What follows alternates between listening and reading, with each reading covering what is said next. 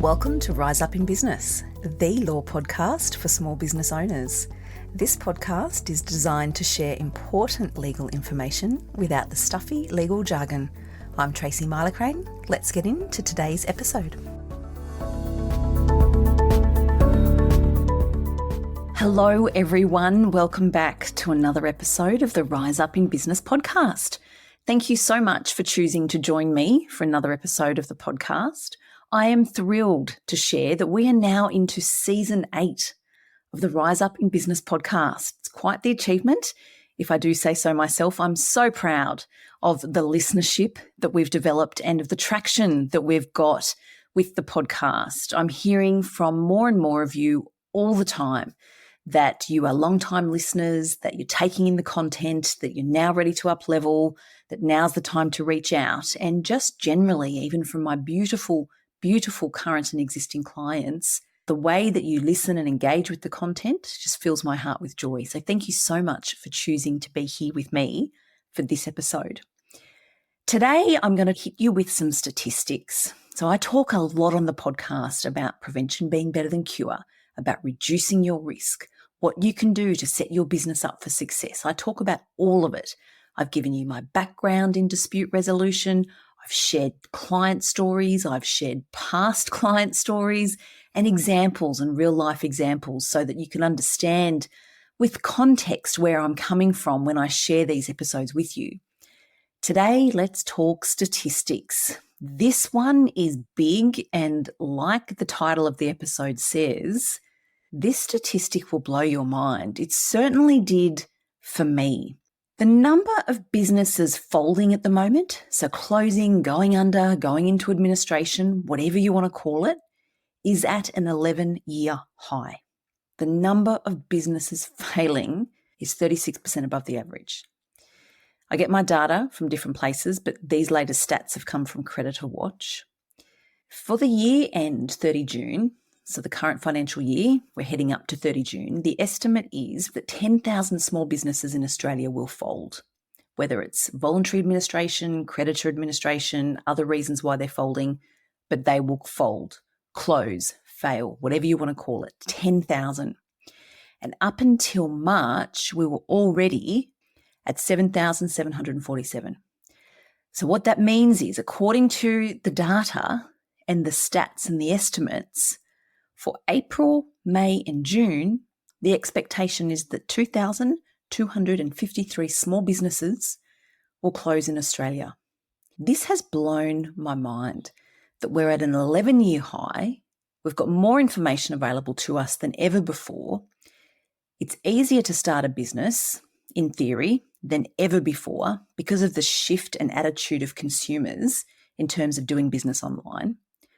So what on earth is going on? And that's what I'm going to dive into now. So this statistic is huge and it's worrisome. I'm not a negative Nancy, though.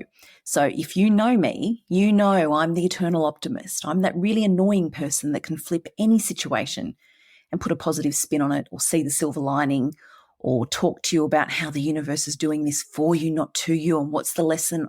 I'm that person. Sometimes people can love it. Sometimes people can hate it. I'm that person. So I am not negative Nancy, and this podcast episode is not intended to be negative. What I'm intending to do in this episode is share with you the reality of these statistics, to give you context around why I always say it's so important to set yourself up for success in business, build those solid foundations. Prevention's better than cure. All the things that you hear me say over and over. In this episode, I want to explain to you and give you some context around why it's more important for a small business than ever to be paying attention to this. So let's dive in, and I'm going to share with you the 5 reasons that my research has shown is leading to these statistics. And I'm just focusing on small business. So we're not talking cost of living, interest rates. I'm not talking about that. I'm talking about specifically the factors that are going to the increased rates of small business failure based on my research. The first one is cash flow. No surprises there. I say it, everyone says it, we all know it. Cash flow is the cornerstone of any small business. We need to have infrastructure in place so that we have consistent, reliable cash flow. We need visibility over our numbers. And yes, if you don't have a really fabulous accountant as part of your team of advisors, as someone you can ring and ask questions, if you don't have a brilliant accountant that you feel really comfortable with on your side, please let this be a little nudge that now is the time to reach out and get one. If you want to talk to me about my experience with accountants, reach out. I'm very happy to share and very happy to make a recommendation if I think it's right. So reach out. The second is, and this was interesting, not surprising though, small businesses have reported the changes in law are becoming increasingly hard to keep up with, and they've cited employment law as the main area of change that they're struggling to keep up with. And on my research, the statistics show that 70% of small businesses are not able to either comprehend or keep up with the changes to employment law. And there was a real emphasis here on casual employees, the changes to what's a casual employee, and then contractors. The risk around having a contractor who could be deemed to be a genuine employee and what that means and the implications. It's all too much. It's getting too hard based on what I've been reading. And small businesses have logged this as one of the top 5 reasons that they're struggling to the point of failure. The third reason, cyber risk. Yeah, that's a big one, not surprising there either. Did you know that the average cost to a small business of a cyber attack is $50,000? I don't think I need to tell anyone listening to this episode that that can be enough to sink a business right there, a $50,000 hit. Cyber risk. It's real. It's not going anywhere. We need to get across it and I'll come back to it. Number 4 is winning work and payment terms. Sales is always going to be a challenge for small business. It's something that's real. It doesn't mean it's hard, but it can be challenging at times. In my experience with small businesses, it tends to ebb and flow. We need solid processes in place to try to do whatever we can to get some continuity when it comes to sales. But winning work and payment terms. And again, that loops back to point 1, which is cash flow for a small business, needing to be paid within a timely manner. So I'm going to come back to this in a second again. But before I do, number 5, this one did surprise me that it hit the top 5, to be honest, but failing to adapt. And what does that actually mean? Well, things don't always go according to plan in business. And from what I can gauge from the research I'm doing at the moment, those small businesses that are rigid and lack the flexibility and fluidity to adapt and grow with the market are the ones that are struggling, ultimately putting them in the running for failure. So there's a real need here to identify what the change and shift in market is, what the shift in consumer or client needs are, but incorporating that into strategy and vision for a small business to ensure survival. So that was really interesting. I did not expect to see that in the top 5. So there we go. So the top 5 reasons, according to my research, that we're at a 36% high in terms of small business failure rates, a cash flow, difficulty keeping up with changes to the law, cyber risks, winning work and payment terms, and failing to adapt. That feels really heavy. I want to flip that now and say, okay, forewarned is forearmed. If we know this is the research and we know this is what the data is showing, how can we better position ourselves so that we don't become a statistic? And how can we better position ourselves to guide our business forward and set ourselves up for long-term sustainable success? Let's focus on that, because this is my jam. This is where I come in terms of the strategy, the positivity, and the preventative steps. So one of my ethos in my business, as you know very well if you're a long-time listener, is prevention is better than cure. Hands down, prevention is better than cure in business. There is no substitute for preparation. You can't shortcut this stuff, and we don't want cookie cutter, tick boxes, she'll be right type approaches. There is no substitute for preparation. So what does that mean, Tracy? What does that actually mean? Well, if we're going to talk about these 5 reasons that I've just cited off the back of those statistics, the first thing to talk about is building solid foundations. So I talk about it a lot here on the podcast. I write about it over on the resources page of the website. Your solid foundations need a strong risk mitigation strategy. And I talk about risk a lot. And what is your risk mitigation strategy?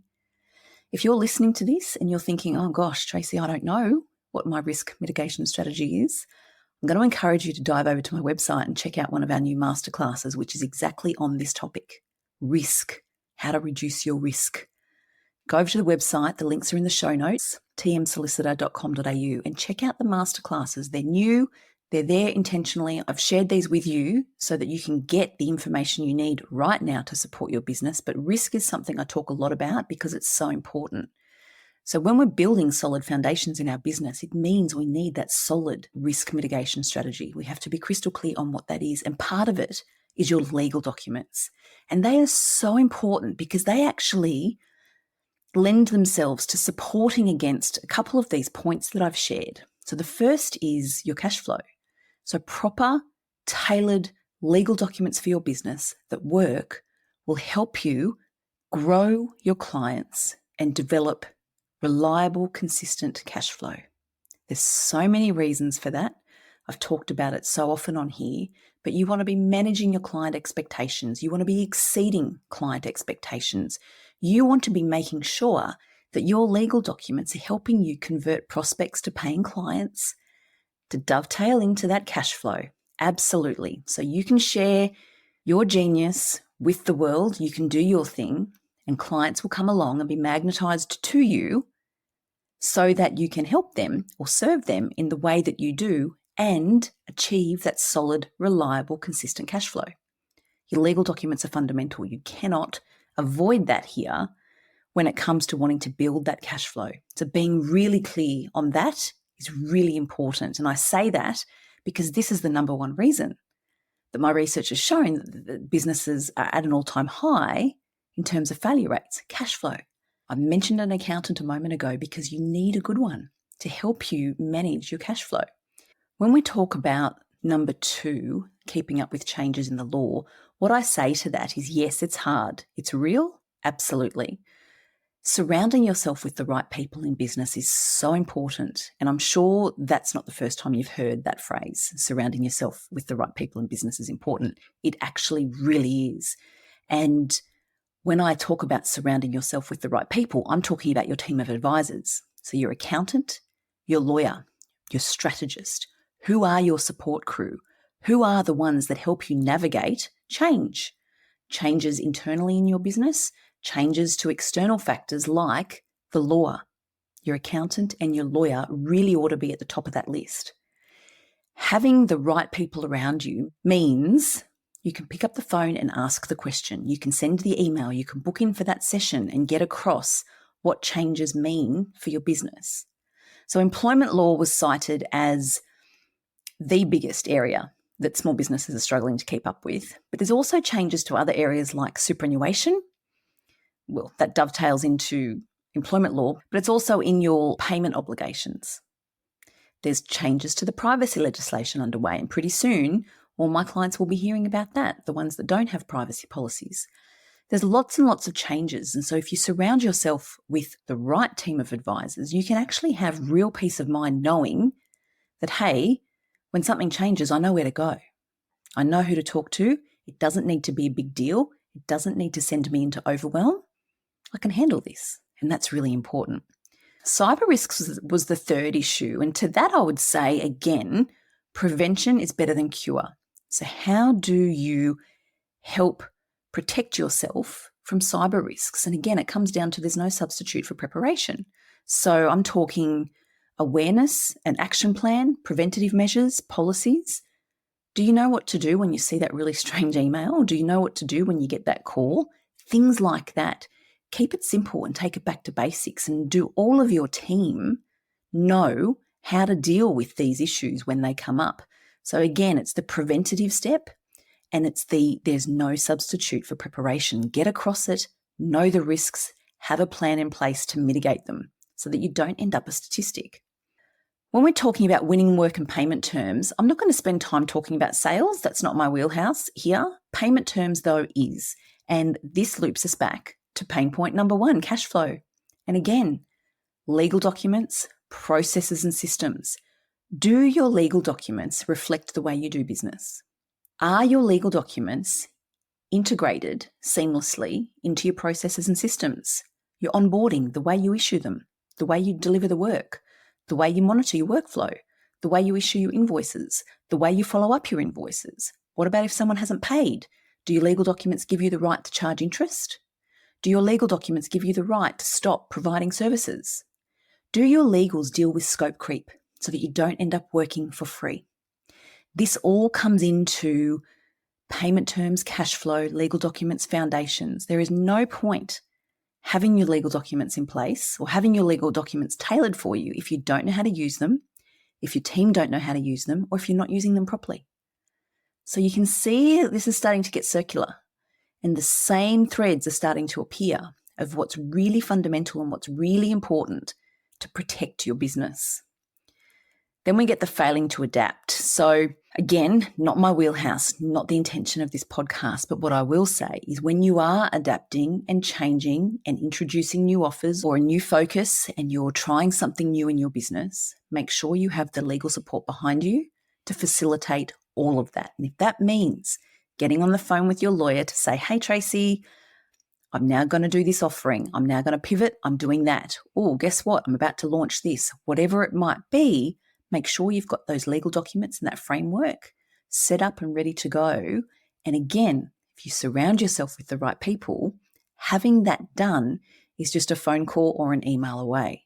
So you can see the effect here of some of the common threads that I'm talking about. You want to be able to manage all of this in your business to set you up for success, long-term sustainable success, so you don't end up as one of these statistics, because this is really confronting, I think is the word. Certainly when I read it, I was gobsmacked and thought that just can't be right, because that means that on average, about 1 in 30 businesses, 1 in 30 small businesses will fail. And we've still got just under 2,500 businesses expected to fail between now and the end of the financial year. And that's a lot. So the takeaway here, my lovely listeners, is yes, the statistics are real. Yes, they're scary and potentially confronting, but it doesn't have to be your business. There are things we can do to support our businesses so that we're setting our businesses up for success, long-term sustainable success, so we don't become one of these statistics. So what I'd love for you to think about, if you haven't already, is what are your legal foundations in your business? Do you have them set up properly? How is your cash flow managed? Do you have a stellar accountant on your team? Do you have a great business lawyer? If you don't, now might be at the time to reach out and let's chat, because you are definitely someone I'd like to help. Are you doing enough in terms of preparation? Are you doing enough in increasing your awareness, your team's awareness around cyber issues? What about your payment terms? How's that looking? Because that dovetails back into cash flow. Those are the questions that I would love you to ask yourself as we're wrapping up this podcast episode. This is the gold I want to share with you today, because I don't want you to become one of the statistics and one of the businesses that are expected to fail between now and 30 June. I mentioned the masterclasses a moment ago. If you jump over to the website, you'll see that there's 3 new masterclasses on my website. They're part of the Legally Empowered Entrepreneur Masterclass series that I'm so proud of. It's a heart-led project for me, because what I've done with these masterclasses is I've taken the questions that clients reach out to ask me, new clients will reach out to ask me repeatedly. I've taken those and I've answered them and addressed them and given as much value as I possibly can in some short masterclasses. They're available on the website and they're designed to enrich your journey and to educate and empower even more business owners to set themselves up properly so they don't end up a statistic. So the link's in the show notes. Jump over and check them out. I'd love to know what you think. That's it for me for today. Thank you for listening to this episode, the first of season 8, many more to come. I've got so many really valuable topics in line to share with you throughout the next season of the podcast, and I can't wait to bring that to you and to hear what you think. So thank you for those of you who reach out to provide feedback. I'm ever so grateful. I appreciate your time. I will catch you next week.